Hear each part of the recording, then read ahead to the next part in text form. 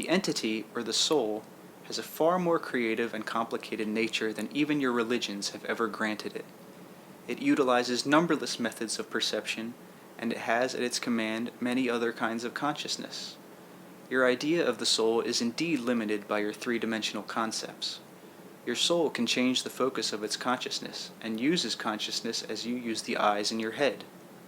Now, in my level existence, I am simply aware of the fact, strange as it may seem, that I am not my consciousness. My consciousness is an attribute to be used by me. This applies to each of the readers of this book, even though the knowledge may be hidden. Soul or entity, then, is more than consciousness. When I enter your environment, I turn my consciousness in your direction. Therefore, in one way, I translate what I am into an event that you can understand to some extent. In a much more limited manner, any artist does the same thing when he translates what he is, or a portion of it, into a painting. There is at least an evocative analogy here. When I enter your system, I intrude into three-dimensional reality, and you must interpret what happens in the light of your own root assumptions. Now, whether or not you realize it, each of you intrudes into other systems of reality in your dream states without the full participation of your normally conscious self. In subjective experience, you leave behind physical existence and act at times with strong purpose and creative validity within dreams that you forget the instant you awaken. When you think of the purpose of your existence, you think in terms of daily waking life, but you also work at your purpose in these other dream dimensions, and you are then in communication with other portions of your own entity, at work at endeavors quite as valid as those you are about in waking life. When I contact your reality, therefore, it is as if I were entering one of your dreams. I can be aware of myself as I dictate this book through Jane Roberts, and yet also be aware of myself in my own environment, for I send only a portion of myself here, as you perhaps send only a portion of your consciousness as you write a letter to a friend, and yet are aware of the room in which you sit.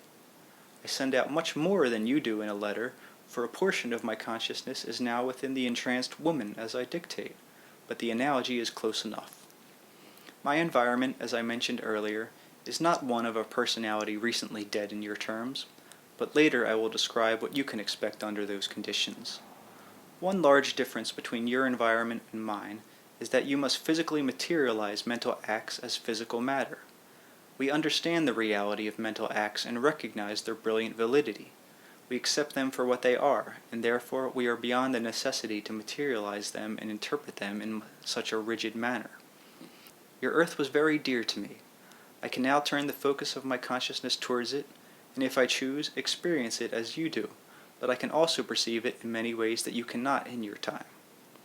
Now, some of you who read this book will immediately and intuitively grasp what I am saying, for you will have already suspected that you are viewing experience through highly distorted, though colorful, figurative lenses. Remember also that if physical reality is in a larger sense an illusion, it is an illusion caused by a greater reality. The illusion itself has a purpose and a meaning. Perhaps it is better to say that physical reality is one form that reality takes.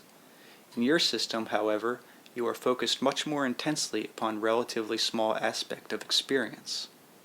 We can travel freely through varying numbers of such realities. Our experience at this point includes our work in each. I do not mean to minimize the importance of your present personalities, nor of physical existence. To the contrary, three-dimensional experience is an invaluable place of training. Your personality as you know it will indeed persevere, and with its memories, but it is only a part of your entire identity, even as your childhood in this life is an extremely important part of your present personality, though now you are far more than a child.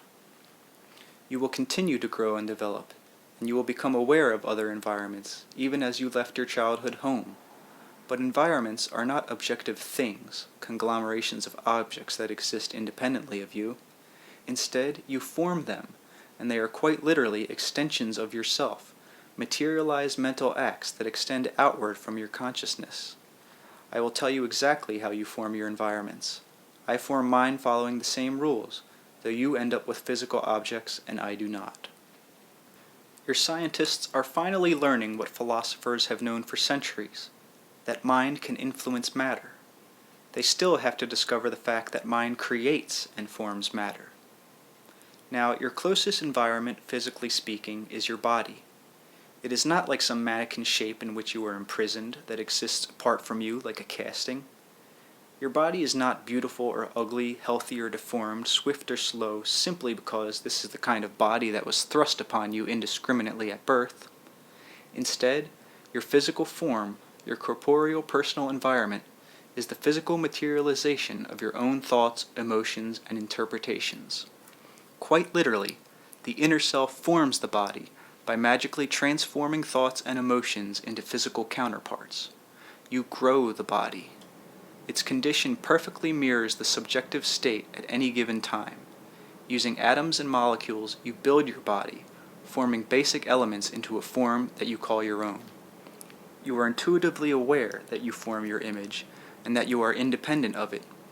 You do not realize that you create your larger environment and the physical world as you know it by propelling your thoughts and emotions into matter, a breakthrough into three-dimensional life.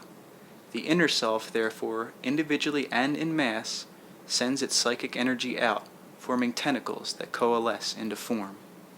Each emotion and thought has its own electromagnetic reality, completely unique. It is highly equipped to combine with certain others according to the various ranges of intensity that you may include. In a manner of speaking, three-dimensional objects are formed in somewhat the same way that the images you see on your television screen are formed, but with a large difference. And if you are not tuned into that particular frequency, you will not perceive the physical objects at all. Each of you act as transformers, unconsciously, automatically transforming highly sophisticated electromagnetic units into physical objects. You are in the middle of a matter-concentrated system, surrounded, so to speak, by weaker areas in which what you would call pseudomatter persists. Each thought and emotion spontaneously exists as a simple or complex electromagnetic unit, unperceived incidentally as yet by your scientists. The intensity determines both the strength and the permanency of the physical image into which the thought or emotion will be materialized. In my own material, I am explaining this in depth.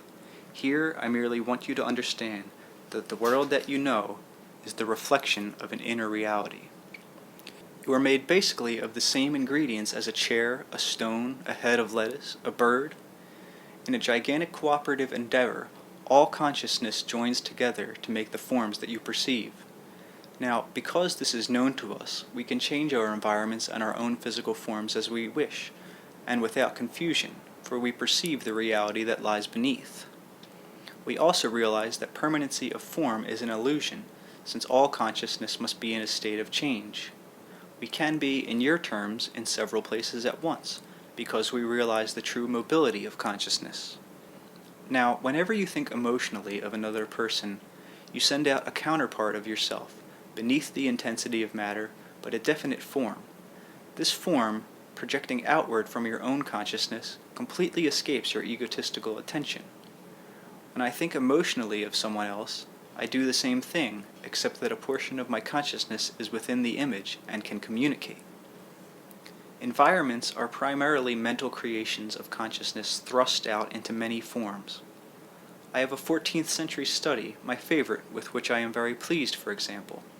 In your physical terms, it does not exist, and I know quite well it is my mental production, yet I enjoy it, and often take a physical form in order to sit at the desk and look out the window at the countryside. Now, you do the same thing when you sit in your living room, but you do not realize what you are doing, and presently you are somewhat restricted. When my associates and I meet, we often translate each other's thoughts into various shapes and forms out of pure enjoyment in the practice. We have what you might call a game, demanding some expertise, where for our own amusement, we see which of us can translate any given thoughts into the most numerous forms. There are such subtle qualities affecting the nature of all thought, such emotional gradations, that no one is ever identical, and incidentally, no physical object in your system is an exact duplicate of any other. The atoms and molecules that compose it, any object, have their own identities that color and qualify any object that they form. You accept and perceive and focus upon continuities and similarities as you perceive physical objects of any kind, and in a very important manner, you shut out and ignore dissimilarities of a given field of actuality. Therefore, you are very highly discriminating, accepting certain qualities and ignoring others. Your bodies not only change completely every 7 years, for example, they change constantly with each breath. Within the flesh, atoms and molecules constantly die and are replaced. The hormones are in a constant state of motion and alteration. Electromagnetic properties of skin and cell continually leap and change, and even reverse themselves. The physical matter that composed your body a moment ago is different in important ways from the matter that forms your body in this instant. If you perceived the constant change within your body with as much persistence as you attend to its seemingly permanent nature, then you would be amazed that you ever considered the body as one more or less constant, more or less cohesive entity. Even subjectively, you focus upon and indeed manufacture the idea of a relatively stable, relatively permanent conscious self. You stress those ideas and thoughts and attitudes that you recall from your past experience as your own, completely ignoring those that once were characteristic and now are vanished, ignoring the fact also that you cannot hold thought. Thought of a moment before, in your terms, vanishes away. You try to maintain a constant, relatively permanent physical and subjective self in order to maintain a relatively constant, relatively permanent environment. So you are always in a position of ignoring such change. Those that you refuse to acknowledge are precisely those that would give you a much better understanding of the true nature of reality, individual subjectivity, and the physical environment that seems to surround you. What happens to a thought when it leaves your conscious mind? It does not simply disappear. You can learn to follow it, but you are usually frightened of turning your attention away from its intense focus in three-dimensional existence. Therefore, it seems that the thought disappears. It seems also that your subjectivity has a mysterious unknown quality about it, and that even your mental life has a sort of insidious dropping-off point, a subjective cliff over which thoughts and memories fall to disappear into nothingness. Therefore, to protect yourself, to protect your subjectivity from drifting, you erect various psychological barriers at what you might suppose to be the danger points. Instead, you see, you can follow these thoughts and emotions simply by realizing that your own reality continues in another direction, besides the one with which you mainly identify. For these thoughts and emotions that have left your conscious mind will lead you into other environments.